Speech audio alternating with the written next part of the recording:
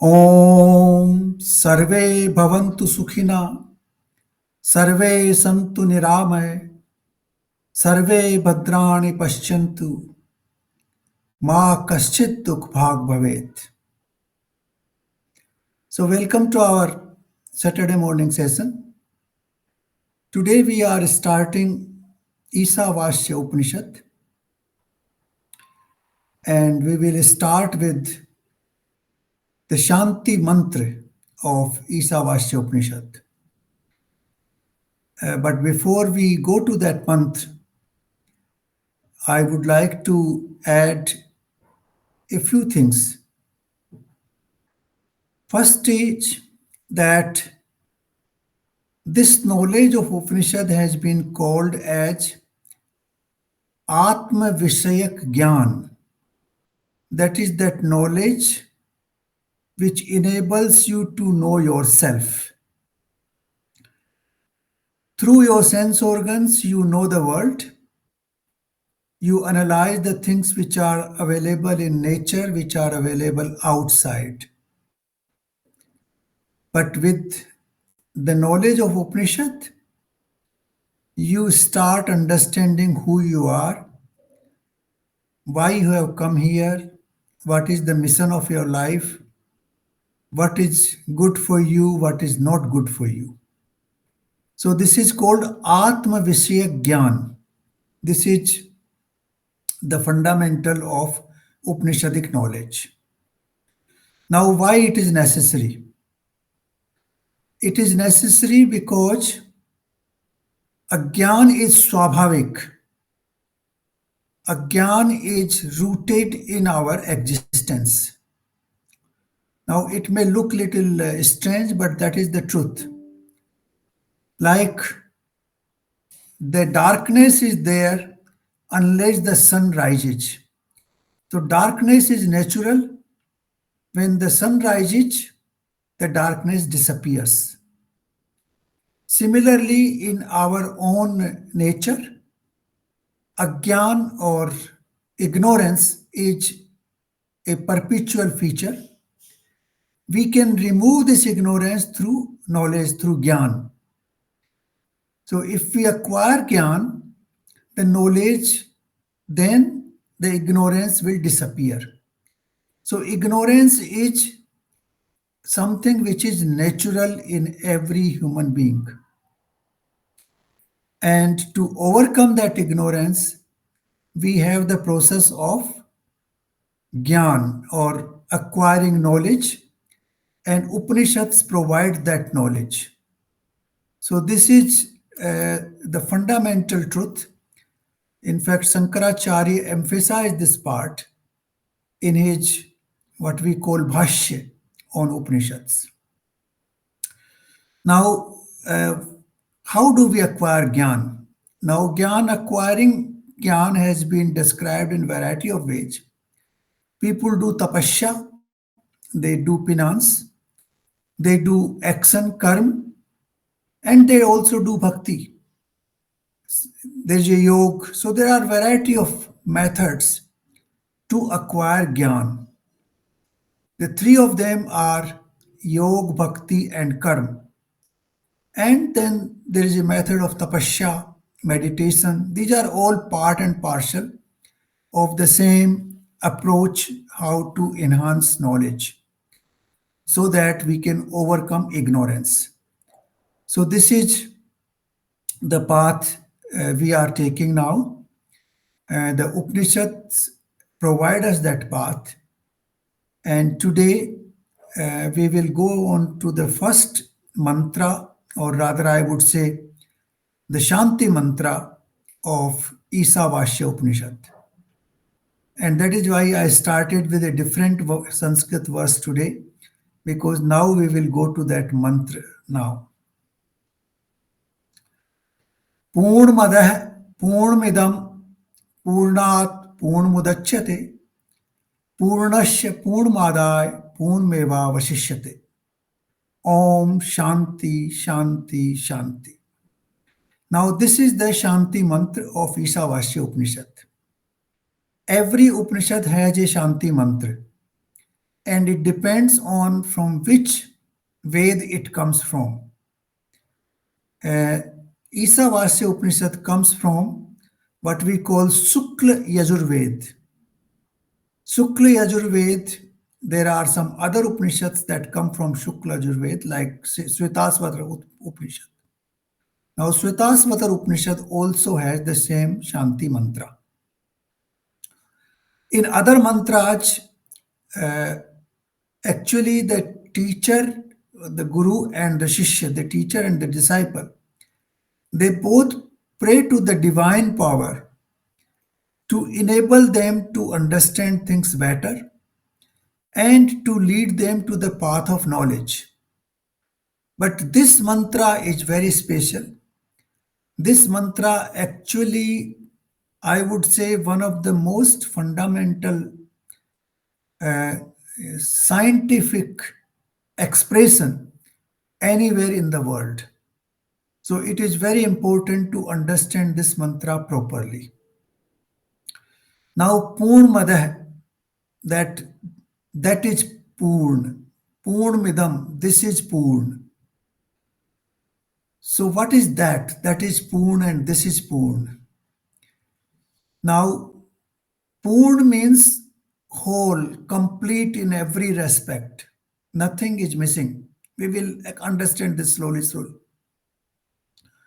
Now, this has been defined as the ultimate truth of this universe.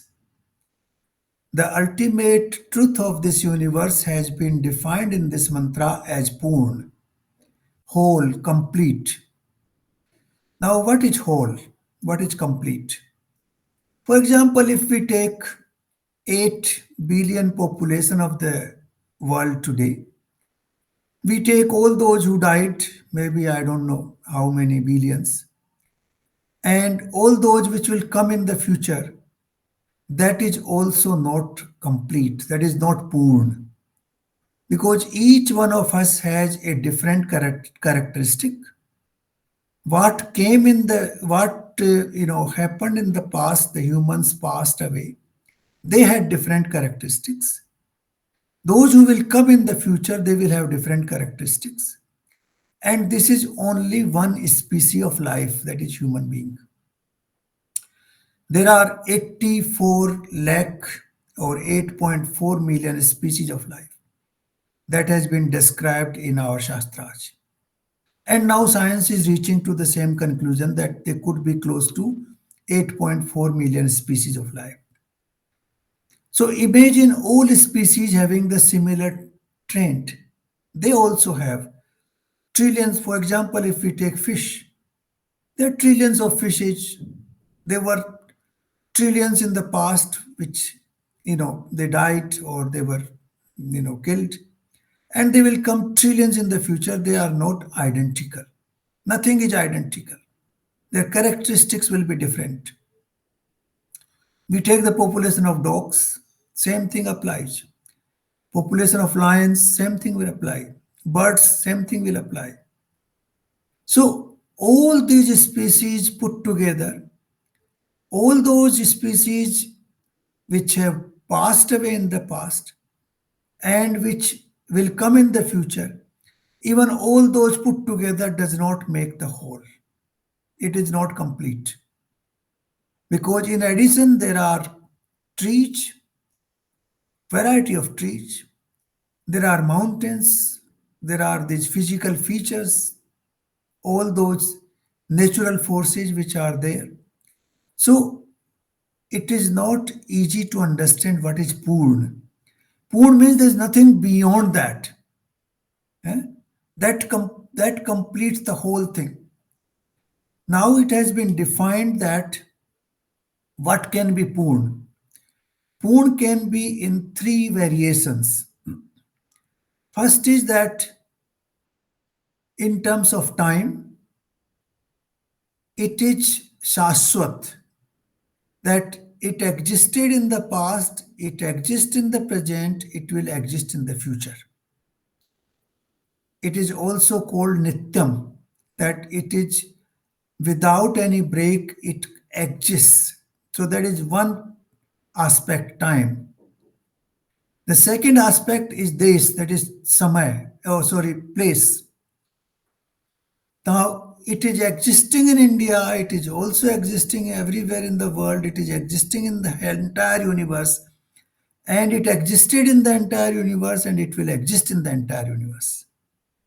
Something which exists in India today and doesn't exist in US is not Poon. It has to be in existence all the time, sarvada, that it exists everywhere in all parts of the universe. And third is that it exists in every single article we see. Sarvgat, that, for example, if I see this laptop is different than my books.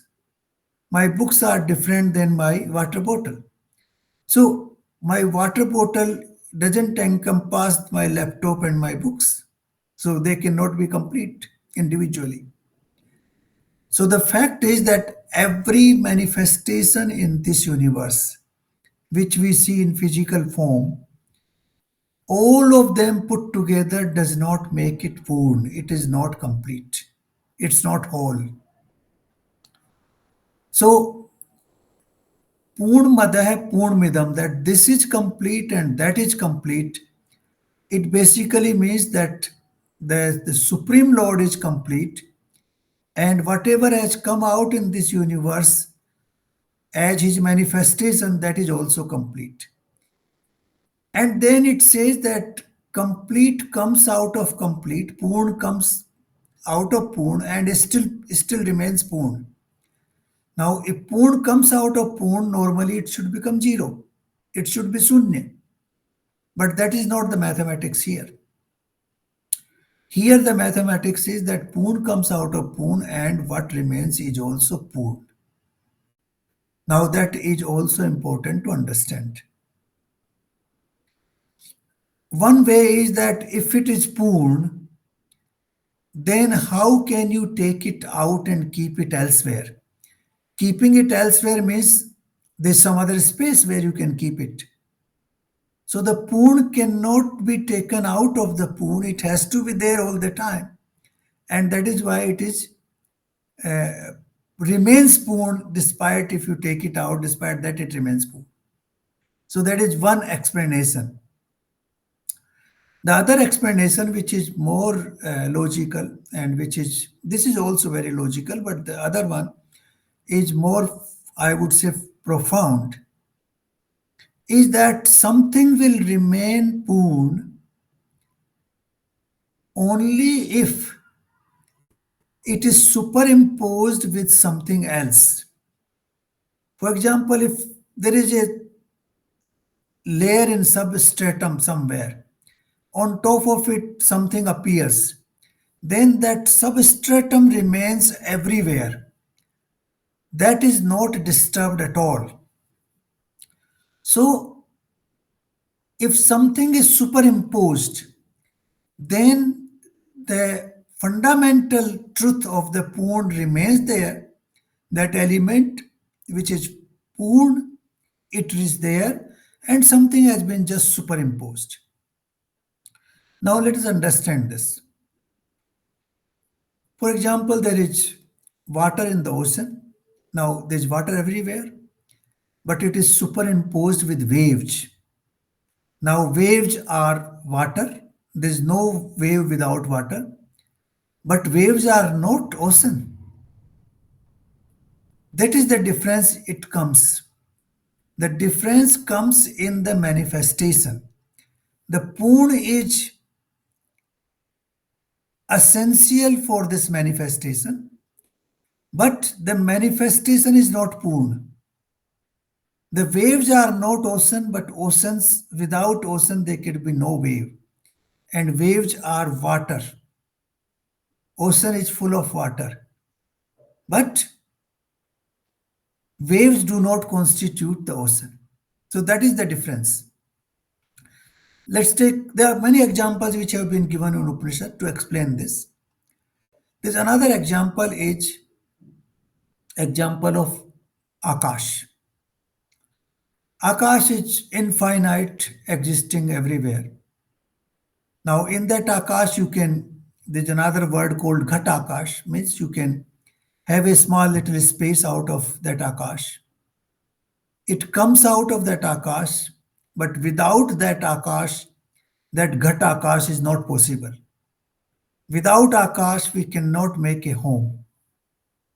But home is not Akash, but there's no home possible without Akash. Now, that is the difference. Home is not Akash, but no home is possible without Akash. The foundational truth of home is that you have to have a space which is coming from Akash. Similarly, there's very famous example given of rope and snake. Now, in the darkness, you see a rope, but it appears like a snake. You get up in the middle of the night and you say, oh, snake, snake, snake. But when you put the light on, you find it was not a snake, it was merely a rope. So the rope became a snake because of ignorance. And it appeared as a snake.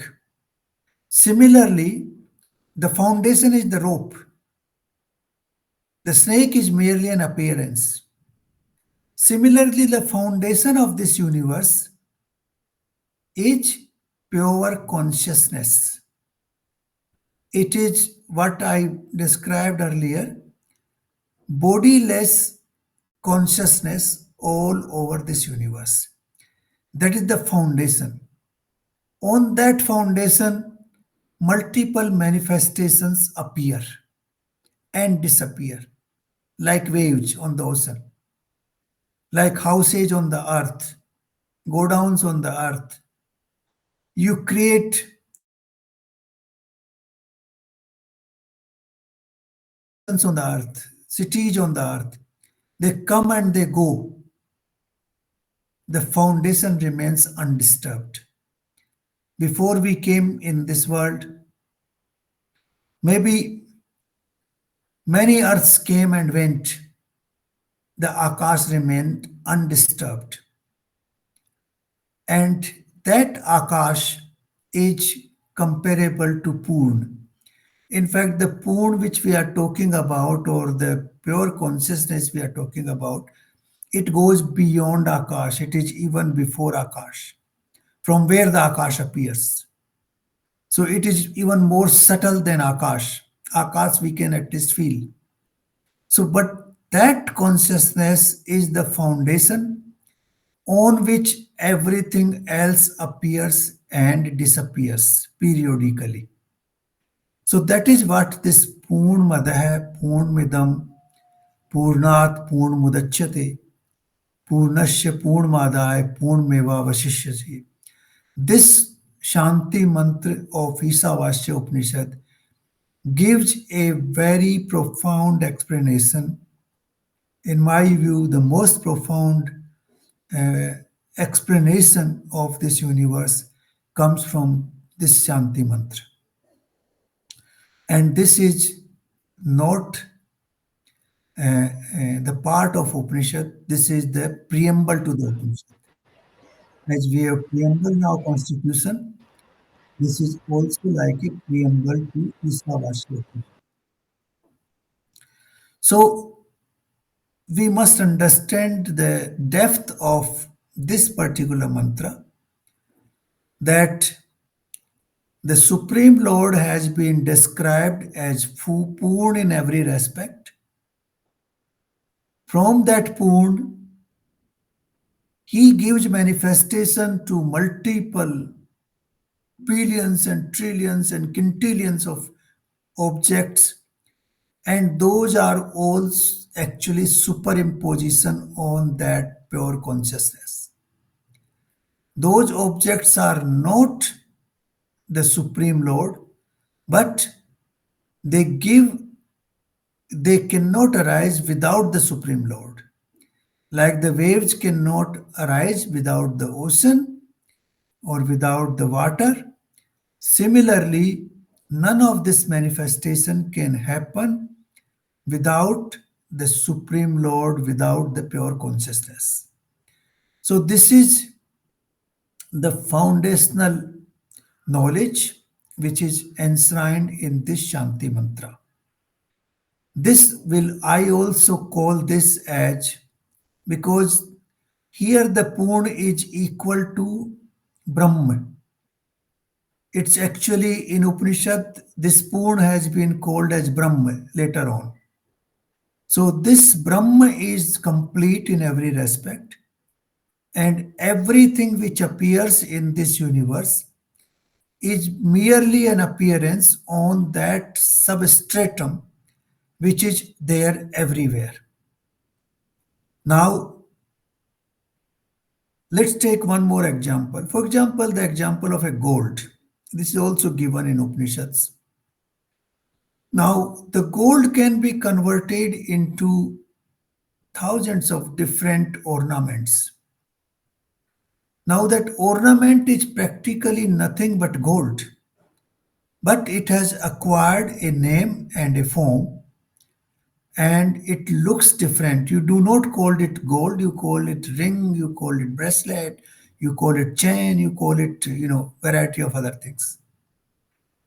But if you take it to the goldsmith, he will not give you the price of the ring or bracelet. He will weigh it and he will assess how much is the gold inside and he will give you the price of the gold. So the essence is the gold, not the shape. So the names and forms that we see in this universe, those names and forms are given on that substratum of Brahma or Purna, and that those names and forms are mere appearances on that, I can say, platform or on that reality which pervades the entire universe. Now, this is what this Shanti mantra is all about. I can also call it, and in fact, I call it sometimes, that this is what we call the foundation of how the universe came into existence. The modern science had variety of theories, but we have this theory in Upanishads, in Vedas, that the whole universe came into being from the universal consciousness. Universal consciousness is the foundation on which entire manifestation in the name of names and form appear in this universe.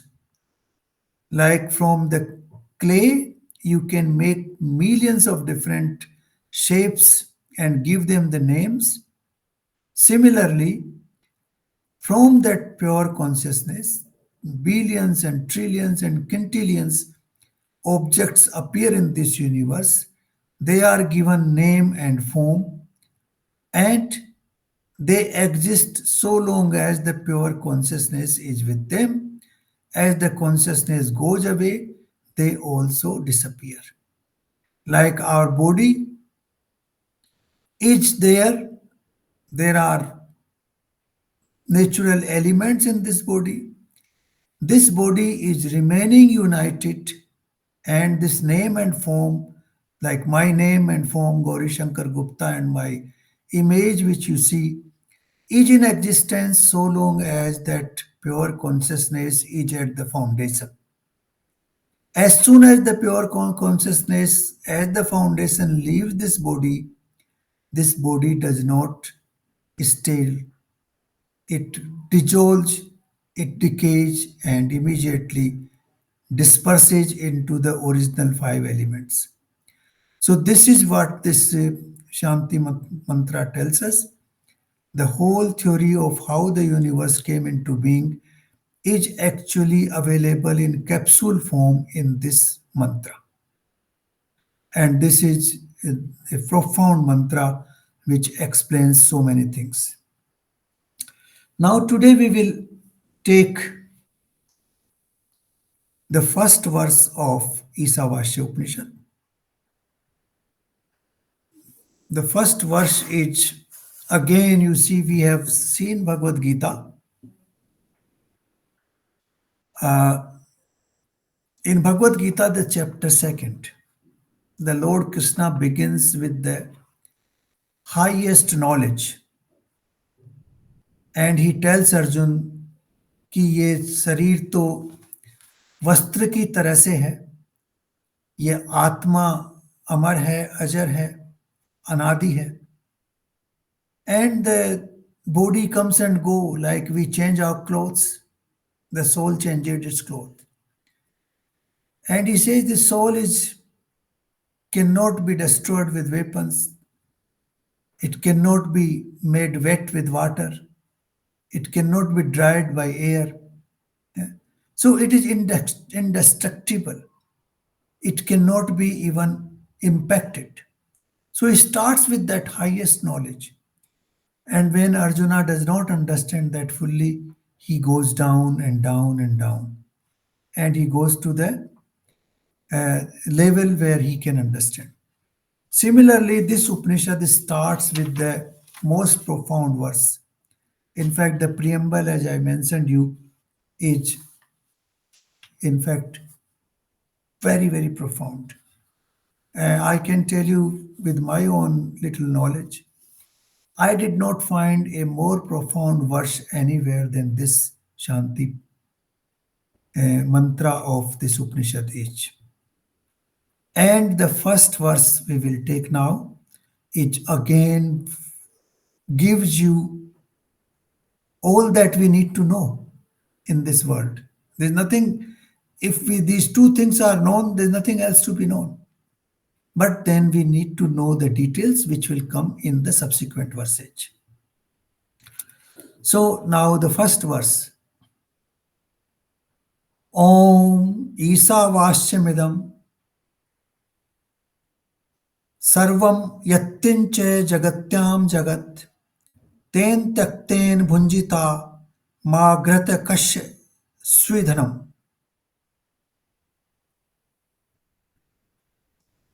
The basic meaning of this is that whatever is Isavashyamidam Sarvam, that whatever is available in this universe is covered with ईसा. ईसा का निवास है सब जगह, ईसा का वास है सब जगह. ईसा वास्यम idam sarvam. That Isa, the Ishwar, the Paramatma, the Brahma, the Supreme, each everywhere, each pervading everything in this universe. Isa Vashyam idam sarvam. Yattinche jagatyam jagat, whatever existing in this universe, whether in uh, the manifest universe or non-manifest universe, whatever in existence, the Supreme is there. Now, this foundation that everywhere Supreme is pervading comes from that mantra which we just discussed, Purnamidam. From that mantra, this comes that Paramatma का निवास सब जगह है. That is why we say कण कण में भगवान है. We say that कण कण में. This is a part of our philosophy. That Hari is everywhere. We say that Ram is everywhere. Now this has been part of India's philosophy because we recognize that in the substratum everything appears on him. He is like that ocean on which the waves appear, or he is like the gold from which the ornaments are given shape and name. So this is what here it means, that everything is inhabited, is pervaded by the Supreme. Now, this particular thing is also accepted by many other, religions and philosophies. Like the word Om, for example, is also in English, and they call it omnipresent.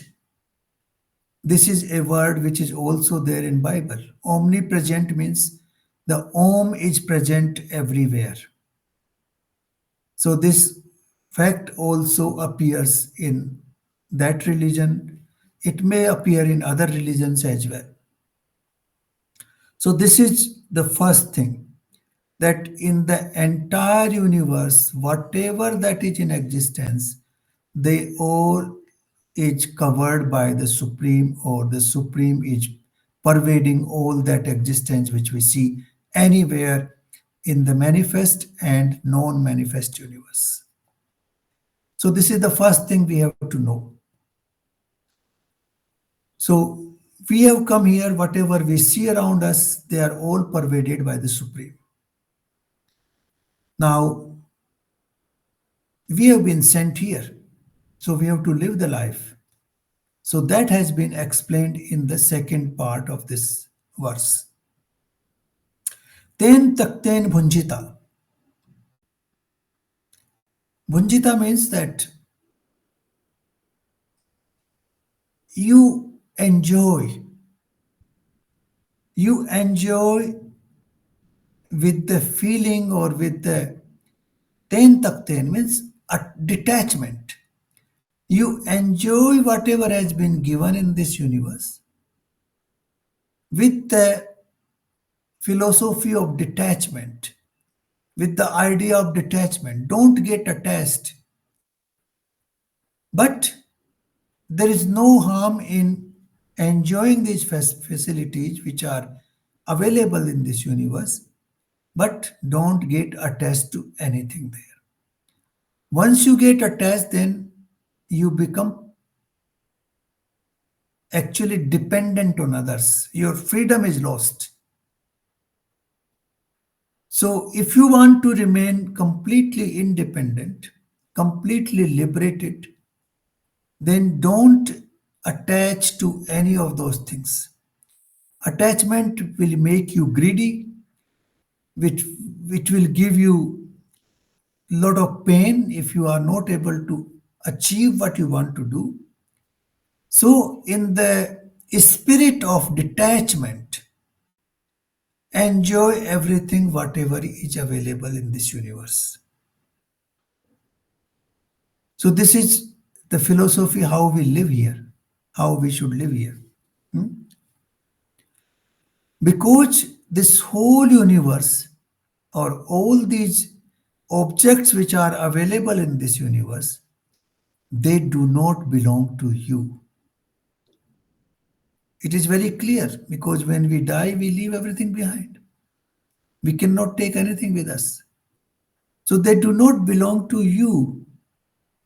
Kasya svidananam. You have no ownership of any one of them. So you enjoy whatever is available, live comfortable life, but have no attachment to any of those things.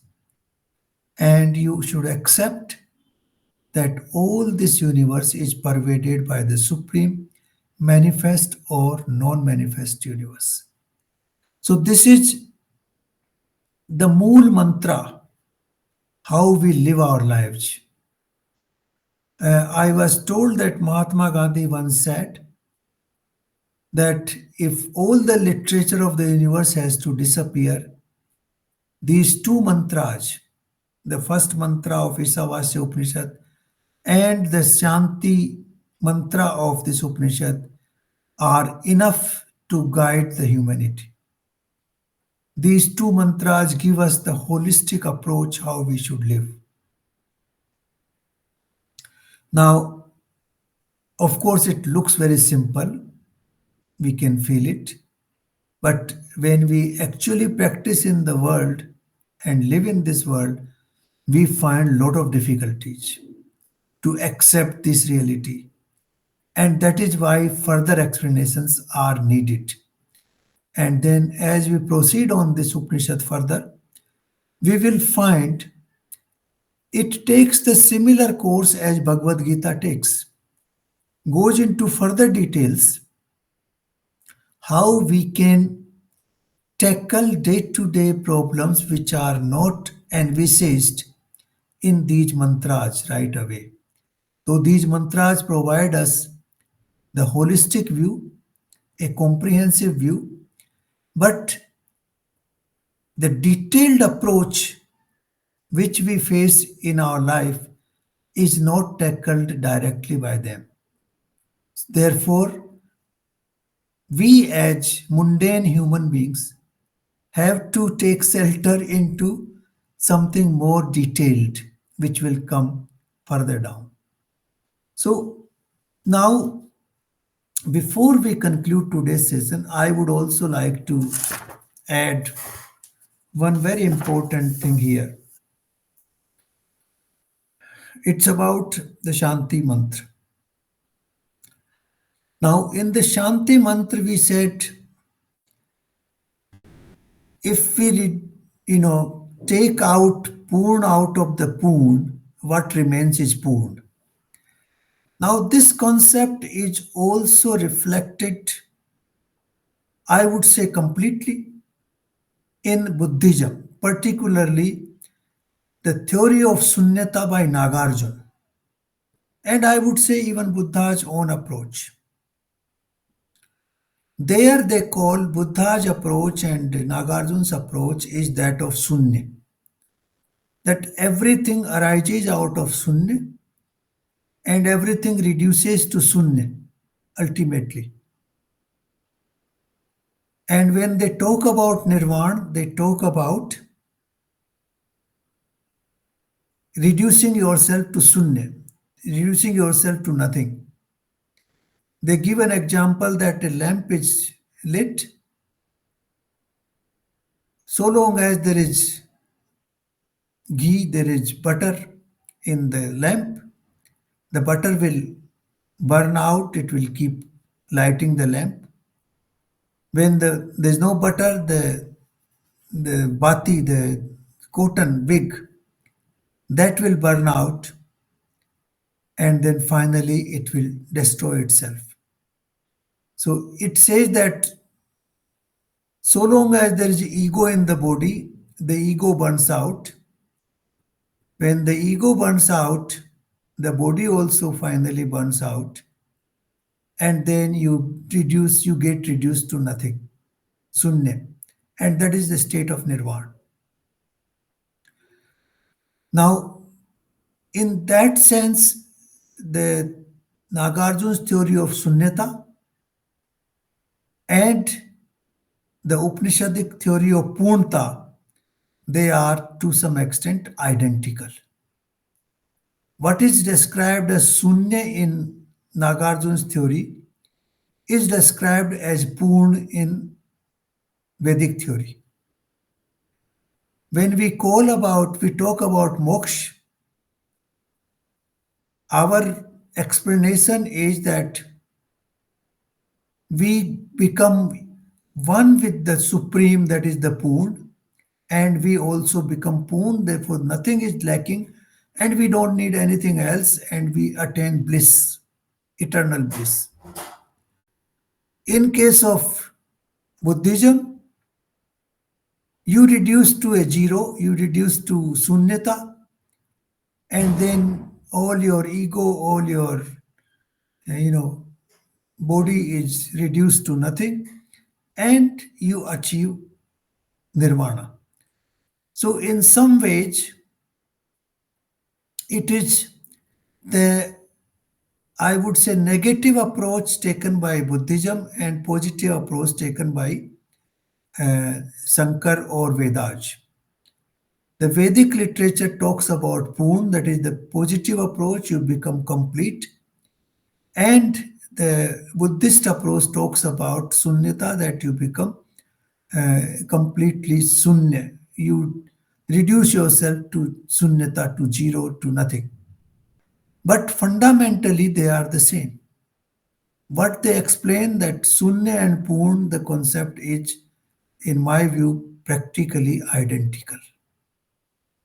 Though there are differences, people talk about a lot of differences between Buddhism and Hinduism.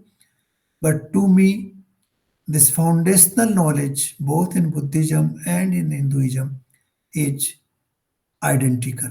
To me, it looks identical. In Vedas, we think in terms of positivity. In Buddhism, they think of negativity, that you reduce, reduce, and go to zero. Here, you increase, increase, rise, rise, and you become complete. So, this is how I thought I would mention, because there are a lot of debates about Buddhism and Hinduism in a variety of ways. But this one fundamental concept in both is the same. And from here, there are many things which follow, which we will take up when we move further on this Upanishad.